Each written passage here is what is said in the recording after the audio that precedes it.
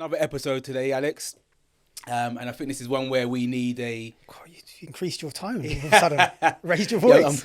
I'm getting better at this. I think this is one of those episodes where we need kind of like to set the scene. I think we talk about motivation and our careers often and what motivates us. But I think if we set the scene and set the tone, we can then go into and delve into what I think will probably be one of the best episodes, if not the best one we've had to date.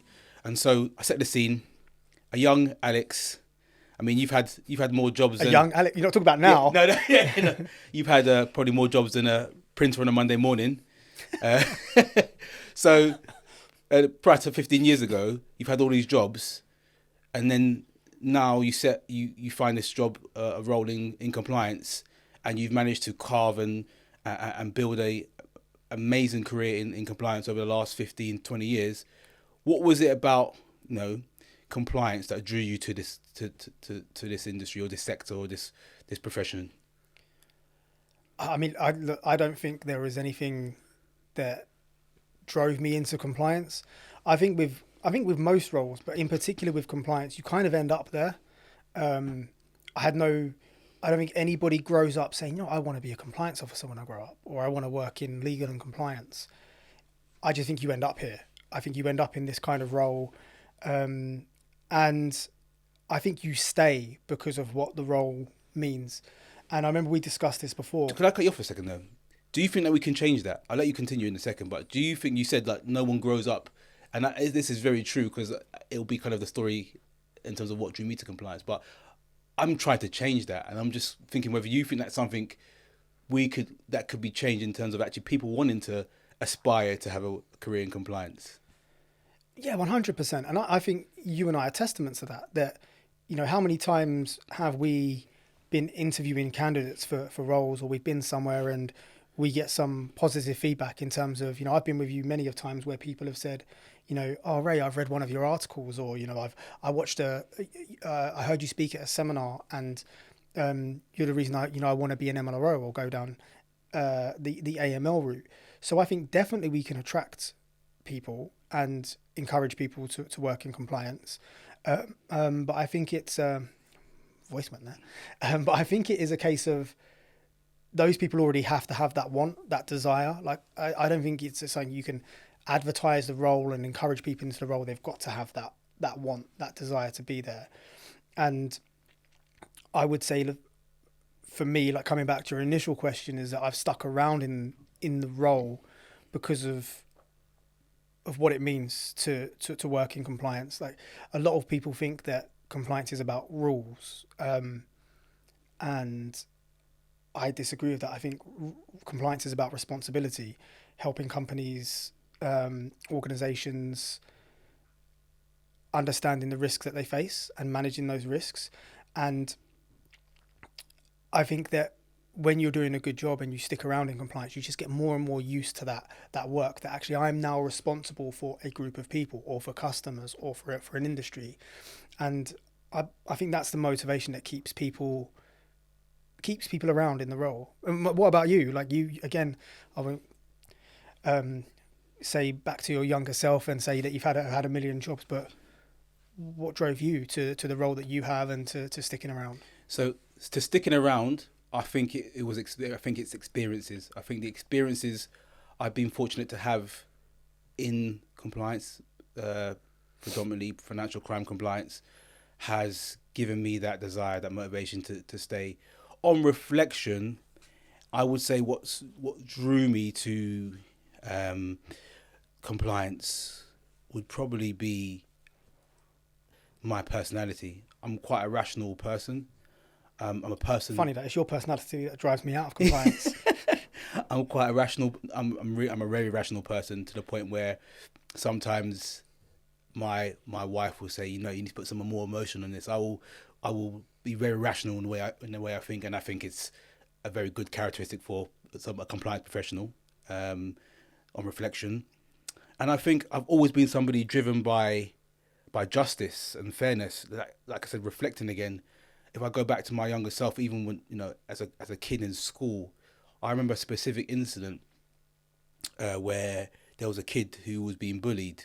He wasn't my friend, no allegiance to this kid, but I remember he was being bullied, and there was just something in me that couldn't stand to see that injustice happening, that unfairness happening, and actually ended up standing up to the bullies, ended up having a fight that was not my own with the bullies, just because I couldn't stand to see that. So I think that's probably something that was in my personality that has drawn me to compliance, because compliance is about, fairness, justice, ethical practice. And for me, those experiences that I've had in compliance, financial crime compliance, seeing the impact of actually how, compliance and regulation and legislation, anti-money laundering legislation, counter-finance, terrorist financing legislation, and other key legislation around financial crime assists in bringing fairness and justice. It's something that got me here, and something that's kept me here, which is, again, probably the most important question: that what keeps you motivated, right? What keeps you going? That's a good answer. And I was writing down as you speak, because it's something that I can't remember who I was speaking to about it, but it reminded me of something I'd said that links into what you were talking about with the bully. And I was saying, people that work in compliance typically, and coming back to like what motivates people in this particular role or industry, is that we stay driven by what we protect, not what we enforce. And I think it links into what you were saying, is that, you felt like you had a responsibility to protect somebody that couldn't protect themselves. Yeah. And now you're in a role where your position and your responsibilities are very much to protect others, protect customers, and protect the business. And I think within our roles, the action we take today are the safeguards of tomorrow. So everything that we do today in our roles, everything that we implement, everything that we advise to a business has an impact, hopefully a positive impact, on what will be in place tomorrow and for the future, both positively and negatively. Because if we get things wrong, as in the industries we work in, then regulations step in and they become the safeguards of tomorrow. If we get things right, we've built best practice and those become the safeguards. So that responsibility is a huge driver for me. I like that. I think we work typically in industries where I don't know how to word this in a positive way, but most of the industries and most of the companies that we've worked with over the years, it's not like they're putting good into the world. Yeah. We work with alcohol companies, tobacco companies, we work with gambling companies. I know we do work with financial services and retail, but typically they're not there putting good things into the world. We're in that one department and that one role, which is on the other side, which is that we are fighting the battle. And like you said, like an example you gave with the bully, is customers it's almost like they're being bullied, and our responsibility now is to step in, to do something. Amazing. So we were talking about, I guess, motivation. This is how we got into this discussion before. What keeps you motivated, inspired during times where you feel like giving up? What allows you to keep on going? That's a nice question. I like that. I think motivation thrives on momentum, right? So taking one step will mean that it's going to be followed by a second step and a third step. So in terms of what keeps me going is, I would say I'm a strong believer on inspiration and legacies.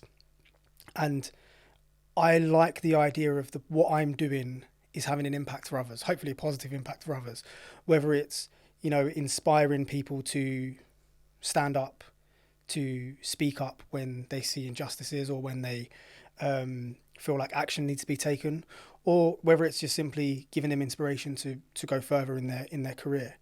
One thing that I disagree with, that, people will often say, I don't feel motivated today to do something. I'm lacking motivation.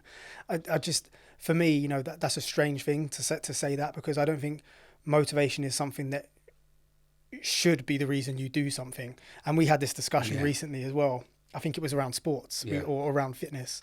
And I think it's just a strange thing, that mentality that I'm not motivated to do something today, because And I think, as I've said to you before, I think that motivation is a good way to do something, right? It's a good reason to start something, but you've got to think beyond that. Like, there are always going to be days when you're not motivated. There are days, and especially over the last 12 months, where I have hated going to work, and I've been quite outspoken about that.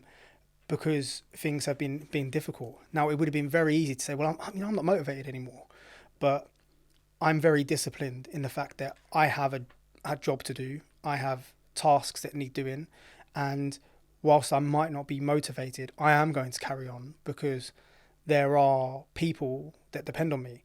So, in terms of what keeps me going when I'm not motivated, I don't really do much because I'm motivated. I do it because I'm disciplined.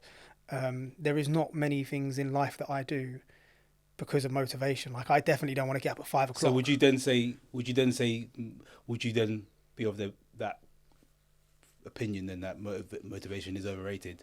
And do you feel then that discipline plays a more important role to success and driving somebody to achieve their goals, or to to develop themselves personally, professionally? Yeah, definitely. I think if you're waiting on motivation, you're wasting your time. Act first, motivation will follow. Um, and yeah, I'm like I said, I'm a strong believer that motivation gets you started and discipline keeps you going. So it's good to start something for whatever reason. Most people will start a new year saying, I'm giving up alcohol, or I'm getting into fitness. I'm going to run a marathon this year. I'm going to start a new business. It's great to have that motivation. But at some point, that motivation is going to go.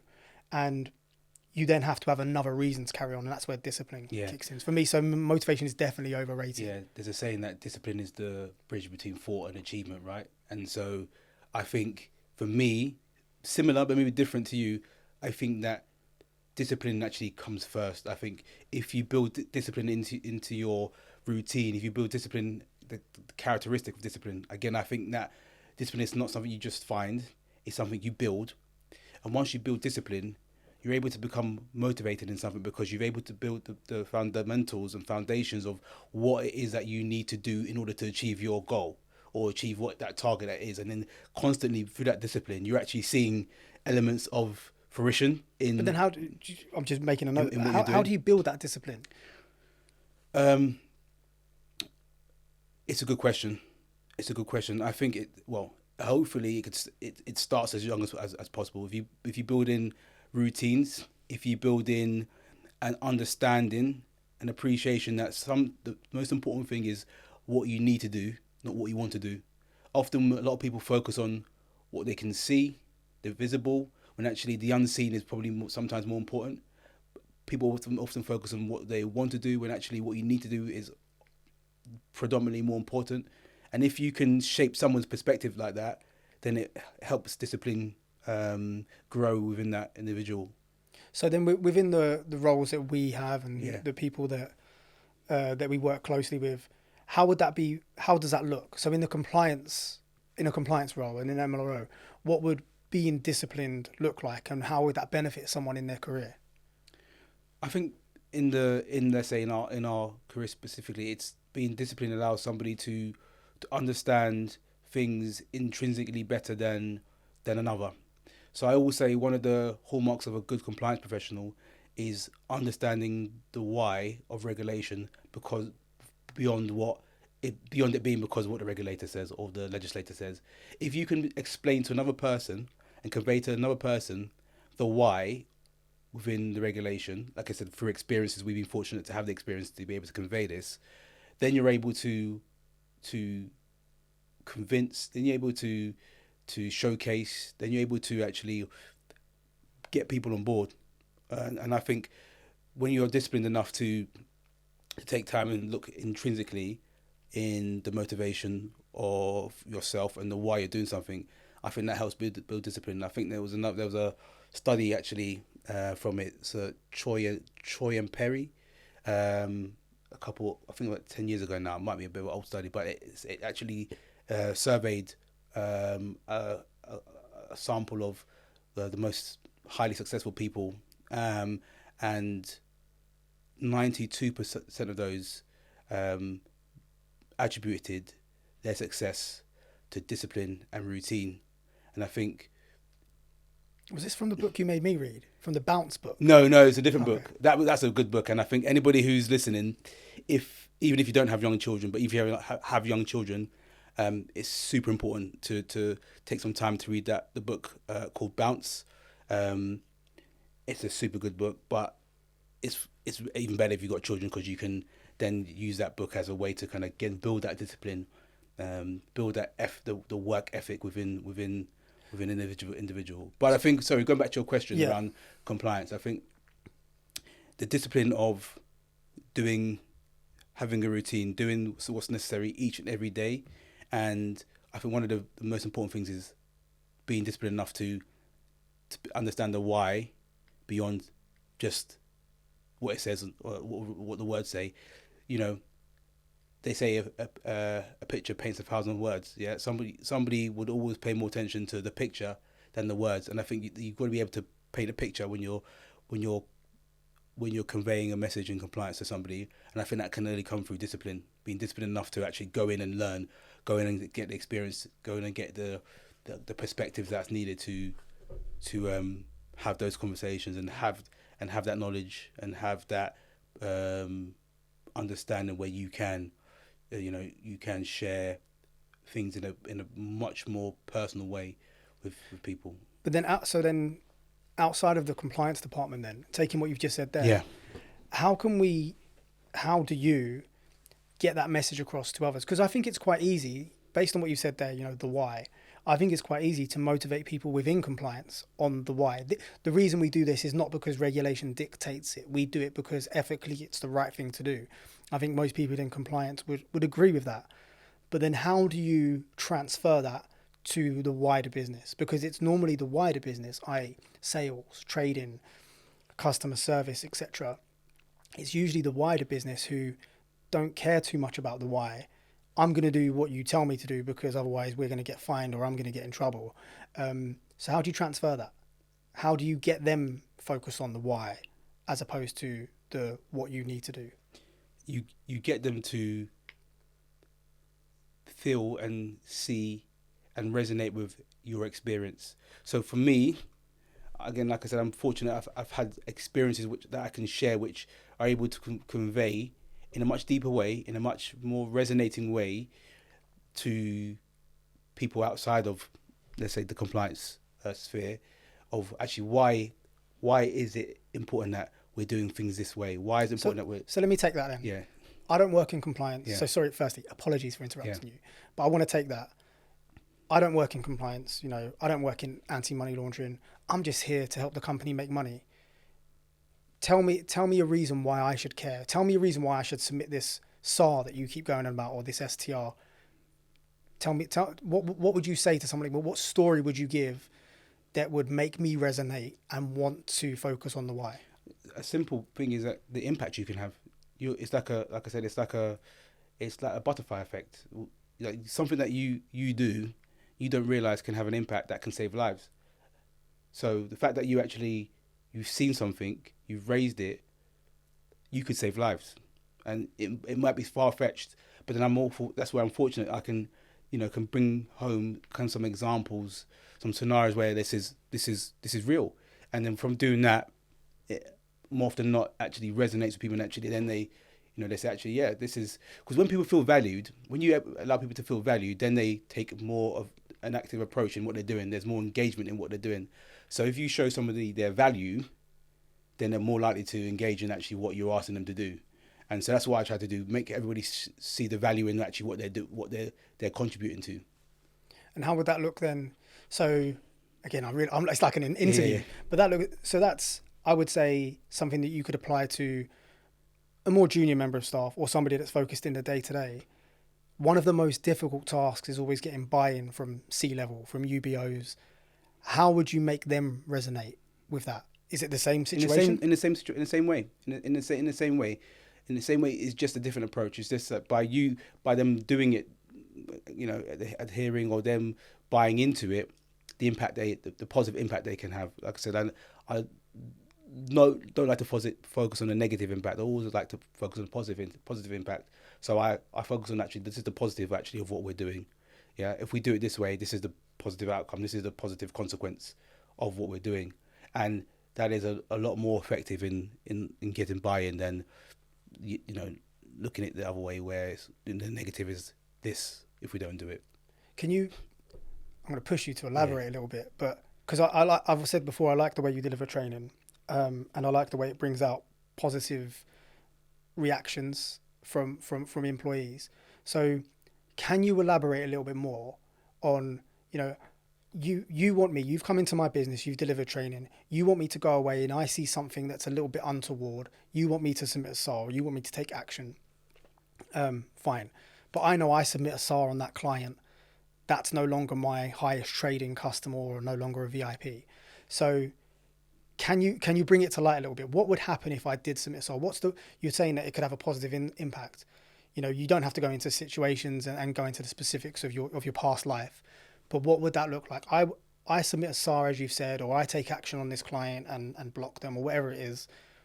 What is the positive impact that you're talking about? Because I think this is valuable for people that watch this and listen to this who've never had the training that you've given.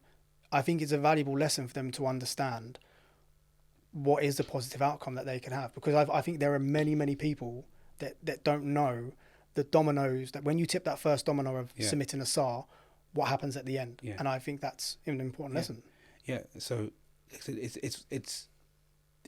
it goes back to what I was saying. It's seeing their value. Now, you submit the SAR. You have a genuine suspicion, right? You concern, and you take that action.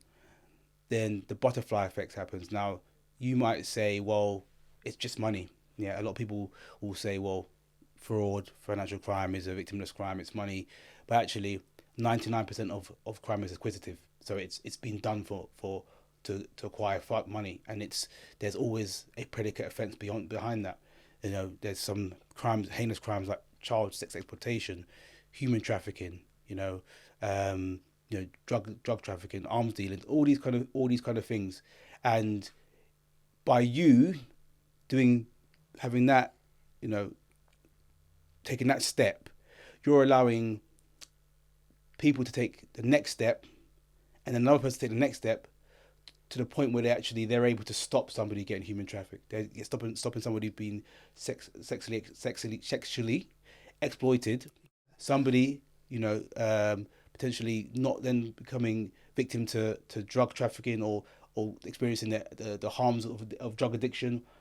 And this is the reality of it. Without that, taking action, nothing else then can take place. See, that's good. I think that's an important lesson. Yeah. Like, you and I know that, and people that have had training know that, and now other people that listen to this will understand the impact. So I think it's good. So then that leads me on to, you can't see the immediate impact of the work that you do. So, as you were saying that, I wrote down the word inspired. And what I was going to ask you is, how do you then stay inspired when the results of your work are not immediately evident? So staying inspired when the results of my work are not immediately visible or apparent. Or worse, staying inspired when the results are not immediately apparent, or when the results are negative for a business in some cases. Does that make sense? Yeah, it makes sense. I think for me, it's a skill I've had to develop over the last 2 decades, working in compliance, predominantly financial crime compliance, where, a lot of the work that I undertake is often done in silence. It's often work that is not publicized due to the highly sensitive nature of a lot of the work. A lot of the time, I would undertake tasks where there's little tangible outcome, where there's little visible success. But I've had the fortunate experience, and there's been moments where I've been exposed to the veil being torn. I've been able to see behind the curtain, and in those moments there, the value of the work that I've done and the work that others in this space do has become crystal clear. And so for me, that's what inspires me. I think the roles we do, the roles that compliance officers do, it's almost like the backbone. It's that backbone to an organization where you you don't see it, but without it, things just fall apart. And so for me, I focus on placing a value and importance in the unseen.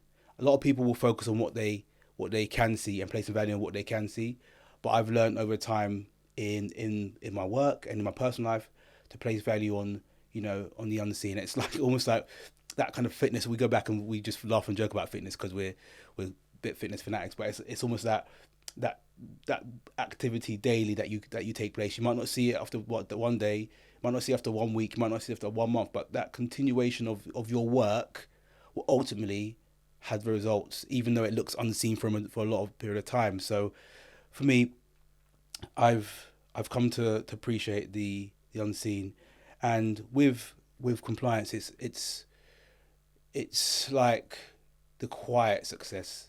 Yeah, most successful for me, successful you most likely, and others in our space is measured on what doesn't happen, not what does happen. Yeah, so it's like it's the crimes that don't take place, it's the fines that are not given, it's the reputations that are remain intact because we've taken the actions necessary on a daily basis to safeguard our organizations, our industries, and wider society. Like I said, the crimes that haven't taken place, those lives that are being saved, things that haven't happened because we've taken those steps, and that's what keeps me grounded, but that's also what keeps me motivated. That's a good answer. Very good answer.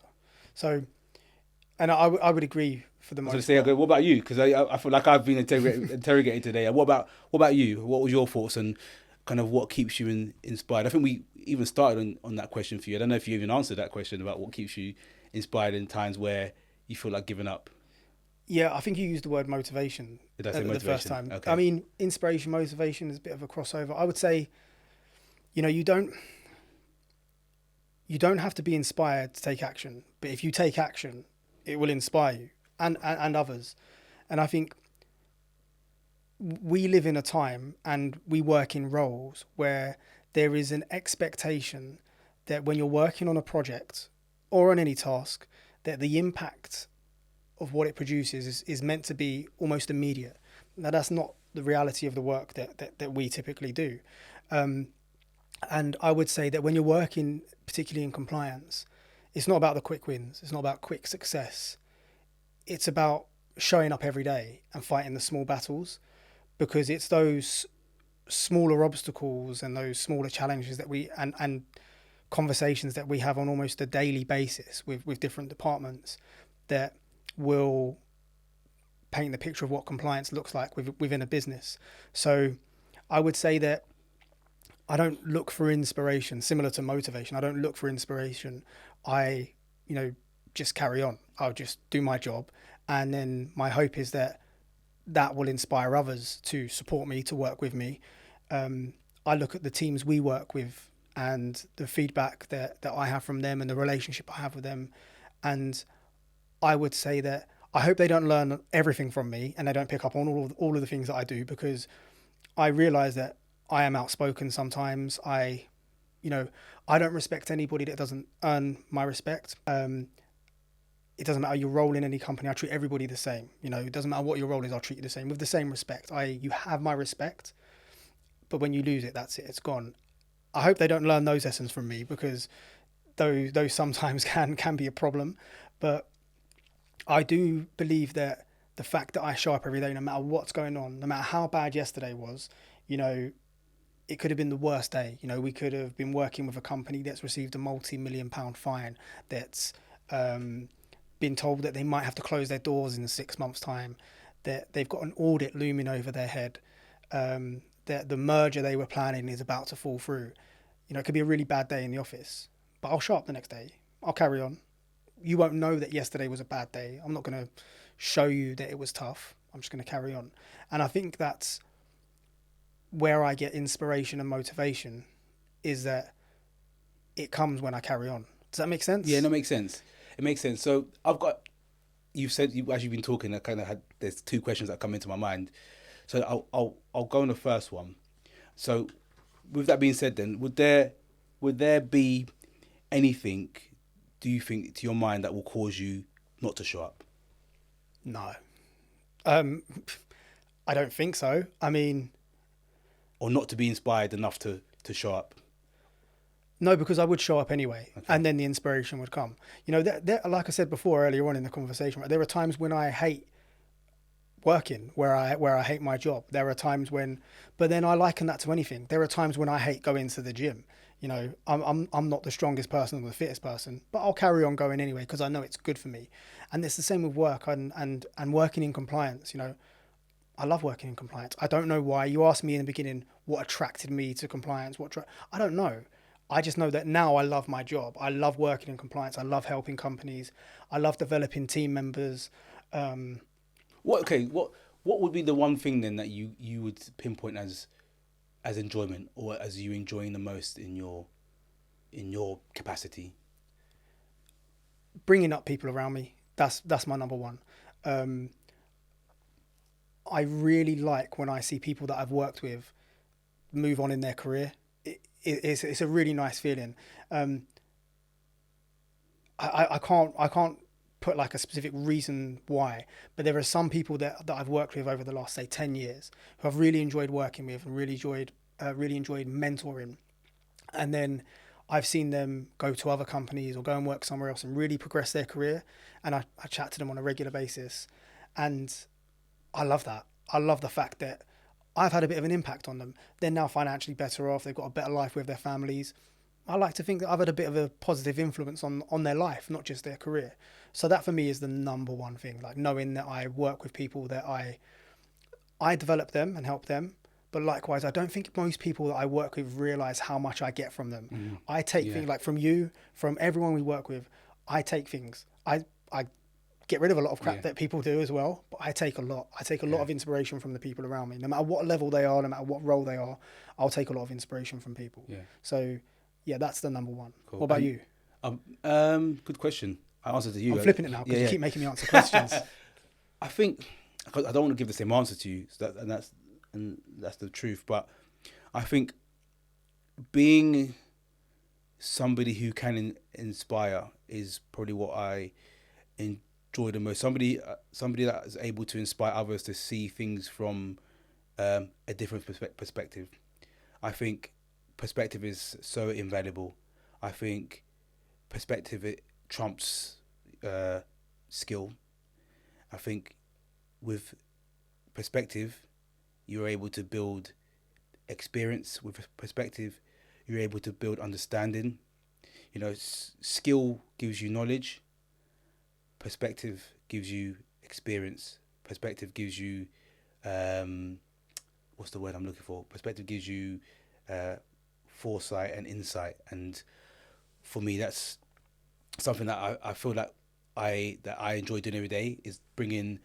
The thing I enjoy the most is bringing my experiences with my perspectives to others, and it being able to influence and inspire others to actually do more, to go further, to strive for more. And I think that's what for me daily, that's what kind of inspires me to, and gives me the most pleasure in my So my look, there's role. a common theme here, right? We've got that in common. Yeah. Do you think that then is kind of a trait for people that work in compliance then? That, you know, you spoke earlier about the bully situation and the feeling to want to protect others. Now we've spoken about, both of us, about how we, you know, our number one focus or number one achievement could have been anything, but we've both gone towards developing others. Do you think then if we, you know, we ask other people, and we'll put it to the test when we have our guests on in a couple of weeks, do you think their response would be similar then? Do you think this is a trait within compliance people? I think the trait within a compliance person, or the trait within a person, these similar traits, I would say they align to that profession. They were aligned to. It's like somebody being 6'7" and being good at basketball. Their body, their shape aligns to being good at that, at that particular sport. You're not talking about me. No, you're only 6'5", aren't you? Minus about 2 foot. 5'6", sorry. So I think to a degree, yes, but again, you then that person needs to be able to understand the why within themselves, which allows them then to excel in that profession. So yeah, I think that was what you asked me, and then the second question before I forget it was, what would you then say has been your biggest challenge or biggest learning experience to date in your career? Learning experiences in what, like something that went wrong and I learned from, or just in general? Listen, I've asked you a question. You got to answer how you see fit. So ask the question again. What would you say your biggest challenge or learning experience has been to date in your career? My biggest challenge, wow. Or learning experiences. I'll probably have to come back to the biggest challenge one. Learning experience has definitely been, I think it's quite an easy one. My learning experience would go back to a previous life, previous roles that we've had. And, without going into the details, you and I worked together for a long time in, I don't know the best way to word it, let's call it covert operations, and we won't say any more than that. I learned a ton on a daily basis from experienced people around us, from making a million mistakes on a regular basis. The amount of mistakes you and I made early on. So I would learn from you. I would learn from my own stupidity and immaturity at times. So I would say my biggest learning experience has been from where I've made mistakes that have been costly. And I think that's an important lesson for anyone, is that a lot of, especially us guys in compliance, and we've spoken about this before, when we make mistakes and we miss things, it is costly. We said before about compliance, people working in compliance being the goalkeepers, if you liken it to football, which somebody tried to steal on, So I think that's it. I think, and this goes back into my motivation, and then it goes into perspective. Yeah. So this is a brilliant conversation for that, because some people can see it negatively. So we did a podcast. You had a really good saying. Lo and behold, that saying that you did on a podcast, which never heard before, then ends up on somebody's social media post, and they label it as their own. And so people can take that negatively, like, he's copied me, she's copied me, or you could take it positively from a different perspective. Wow, I've inspired somebody to actually take what I've said and actually. And I definitely took it positively, because I'm not joking about somebody stealing that, because I like the fact that I've said something of value. We do these podcasts and we have conversations all the time. And I always say to people when we're in meetings and when I'm delivering training, you've got to record this and you've got to be taking notes, because I will just talk and I'll say things, and every now and then there's going to be something really, really good, and you've got to remember it. Ignore all the rubbish that I say, but every now and then there'll be something good that hopefully is a bit of value to someone. And it comes back to what I was saying before, is that I think I've made a load of mistakes, career-wise, personally, we all have. And there was just like one period, I would say, of my life and career where it seemed to be like a ripple effect of mistakes. I made one, and then there was another mistake that followed, and another mistake. And that was my biggest learning curve, because I think that making so many mistakes made me so focused on, I love reading, I love studying, I love learning. So if I didn't make all of those mistakes, I'm pretty sure I wouldn't have strived to gain the knowledge which I have now, and which I still strive to keep developing. So yeah, my biggest learning curve was a period of my life where I just made mistake after mistake. And like I was saying a minute ago, in compliance, when we make mistakes, it is really costly. So it's a hard lesson to learn. It can cost you your job. It can cost a lot of things. Really tough lessons to learn. But at the same time, you gain a lot from them. Mm-hmm. So I would say, I think I've given you a long answer there. Yeah, and I'm going to flip it now back onto you then. Same question. What's the question? What has been, the biggest challenge, the biggest challenge or learning experience? Really, yeah. You know what? I've had so many great learning experiences. I've had so many challenging situations in my career. It's hard to pinpoint probably the most challenging one. I think the Starting this podcast. You yeah know? yeah. I mean this yeah. I mean, I'm just trying to think, and I don't want to again be cliche and say these investigations I did, you know, back in the day. One of the most challenging actually experiences was I'll have to say this is when I had to give expert witness evidence in court on one occasion, and up until that point I thought that everybody in the legal system was fighting for justice.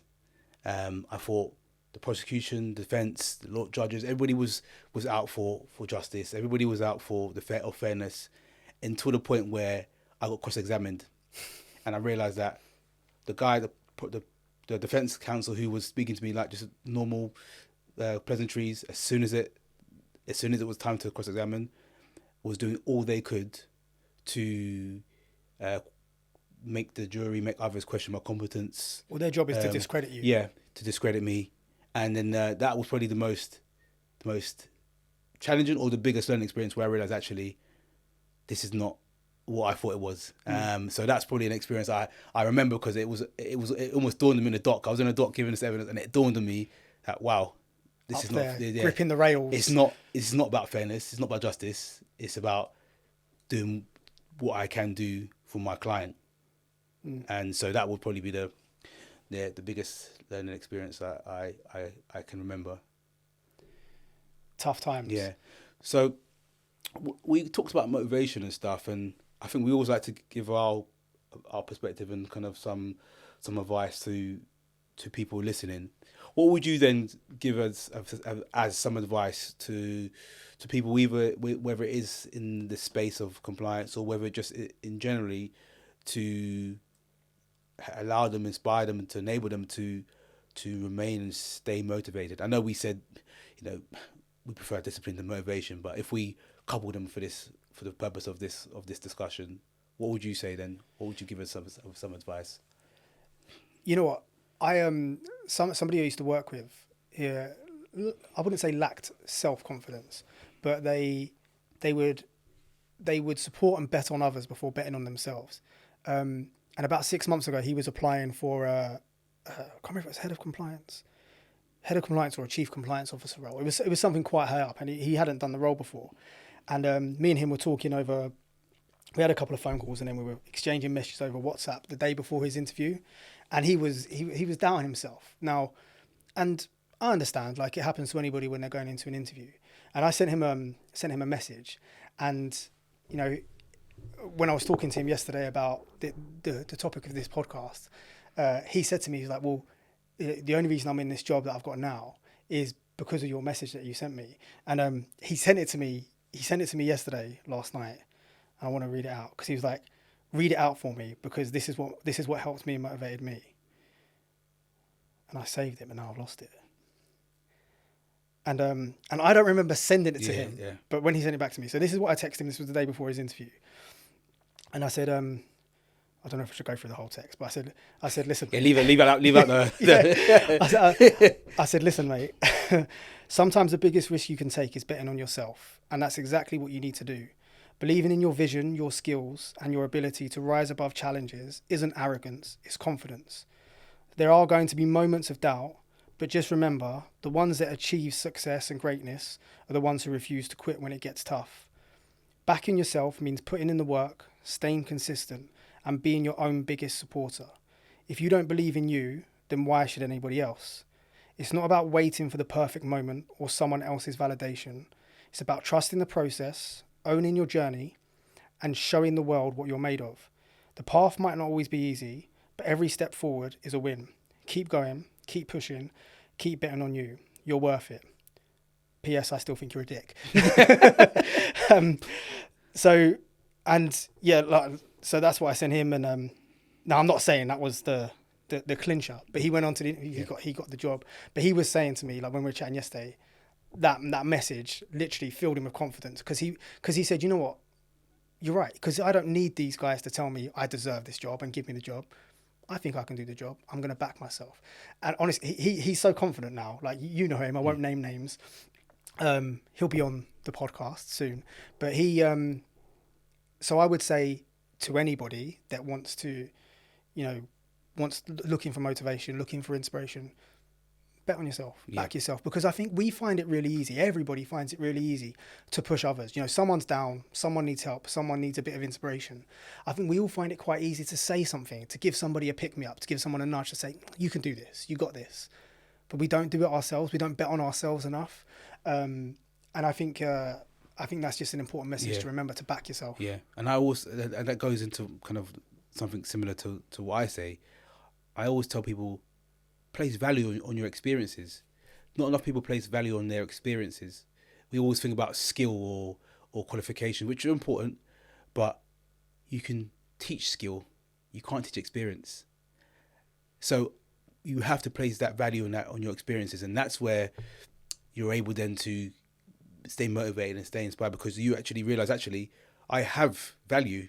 My experiences give me value, and I think that not enough people actually place enough value on their experiences.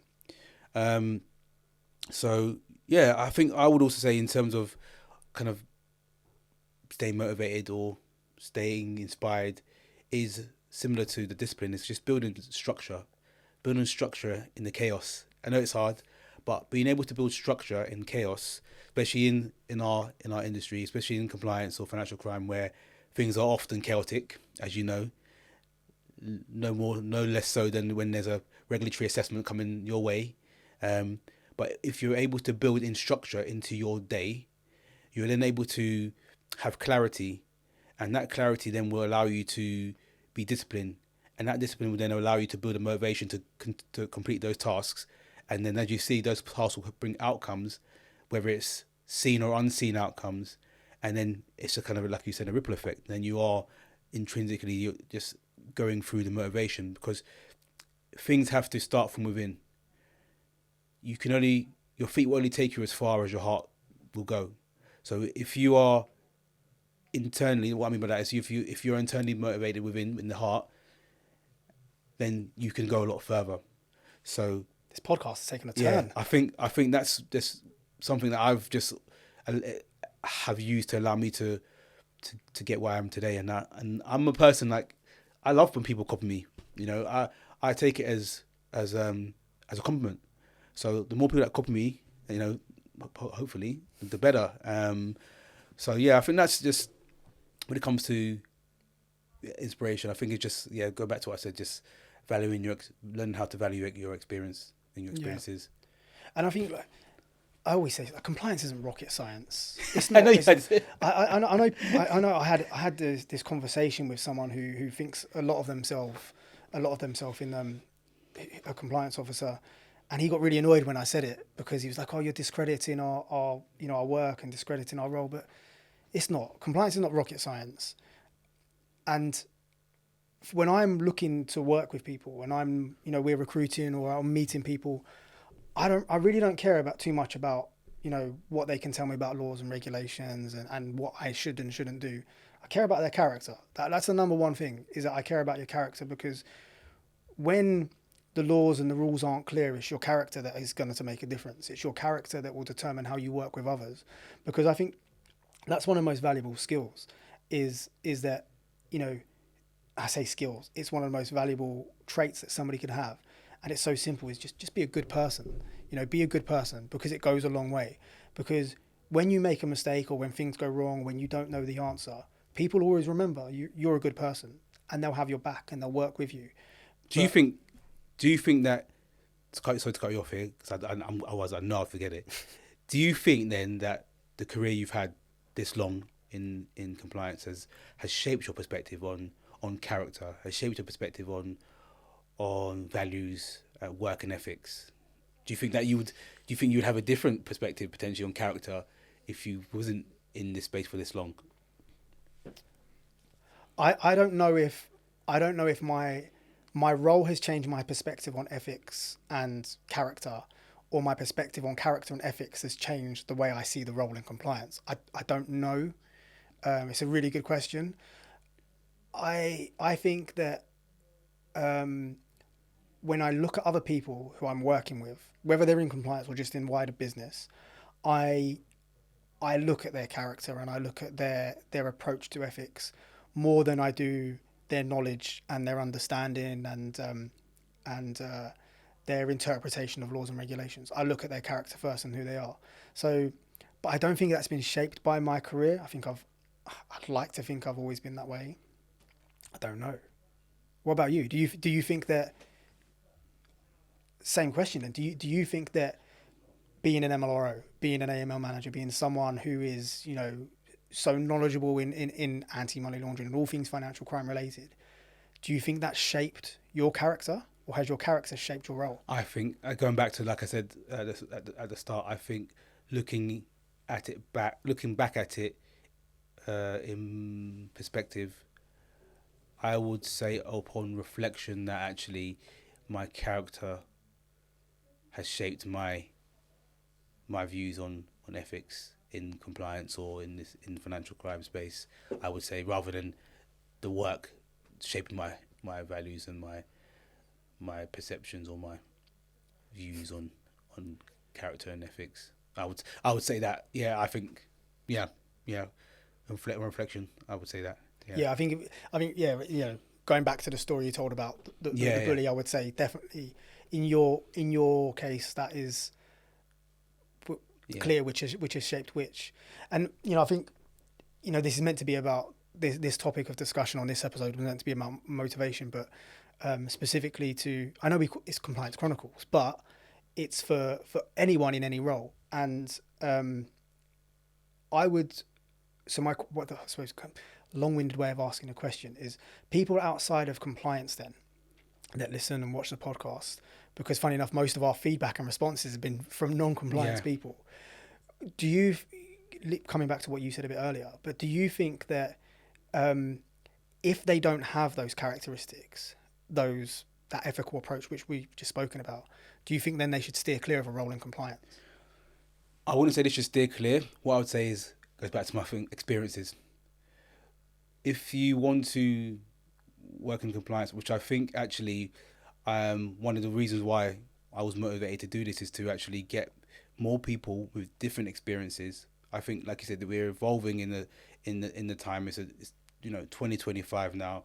There's new ways of thinking. There's new experiences that I think will 100% support and build and make this a better space. And I think we need more people with different experiences. What I would say is, for those who have a challenge around ethics, is they need to build their experience that would internalize the perspective needed to excel in the role.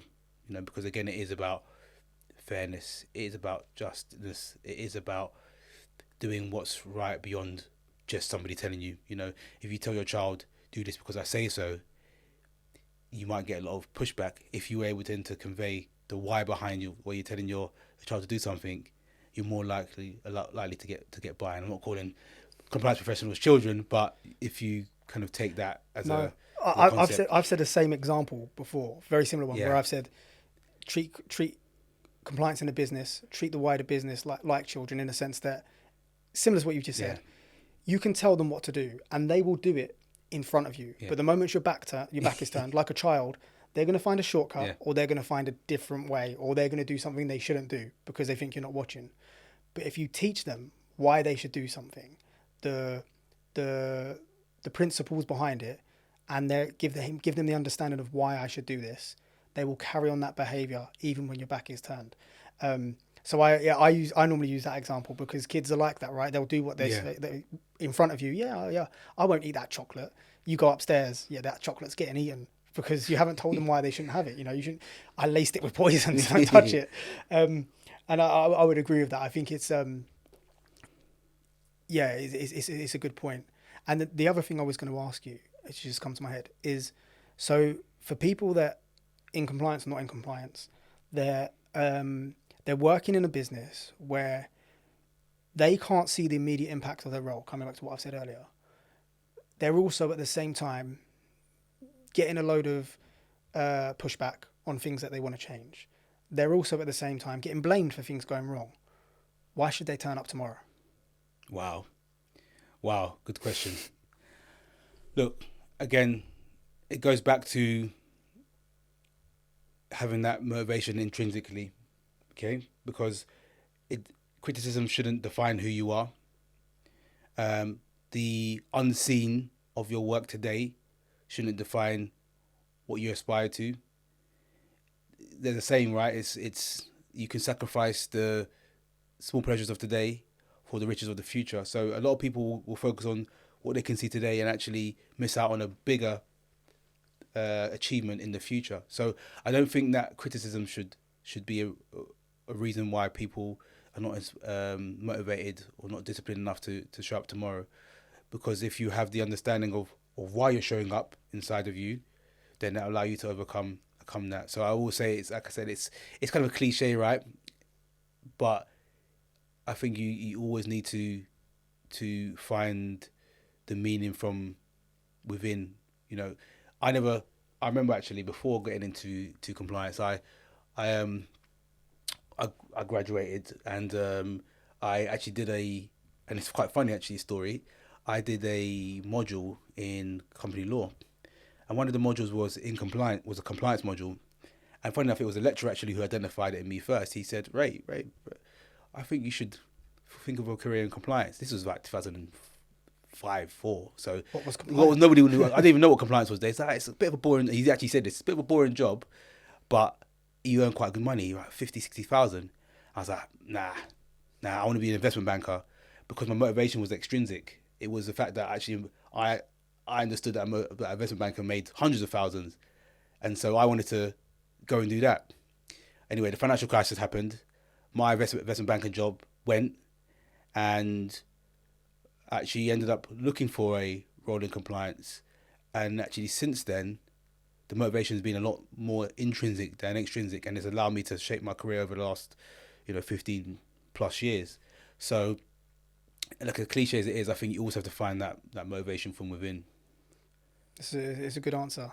Are you going to go back to the lecturer and say, look where I am now? If he's still alive. I don't know what you said. If he's still alive. I like to, when we've had guests on, I do my 2 questions at the end, and because this is a motivational one, I feel it's appropriate. So I'm going to put the 2 questions to you. So my first question to you is to wrap up. Tell me something about last week or the last couple of weeks that didn't go well. Tell me about something that you struggled with or a failure. Tell me about something that you've learned from. Yeah, actually, I've got a story. Well, not a story, but a scenario. Last few weeks, I'm in the process of selling a property, and an offer came in about a month, 2 weeks ago, and initially turned it down, thinking to get more, and then since then the offers have just been getting less and less and less, to the point we've had to reduce the asking price. So that was something that didn't go so well, and I think that's on reflection, is again greed, or maybe just thinking that there's always better to come, always wanting more, when actually there's sometimes you should want more, but sometimes you should be content. If it meets what you expected, or it meets what you need, then it might be something worth taking. So that was something that didn't go so well, but still got the property. So I guess it's a blessing, in maybe in disguise. Well, then, that'll take me on to my second question. Yep. Then maybe it'll be a part of the same story. But the second question is, tell me about something that's gone good. Tell me about something positive that's happened for you in the last week or two. In the last week or two, something that's gone really well. I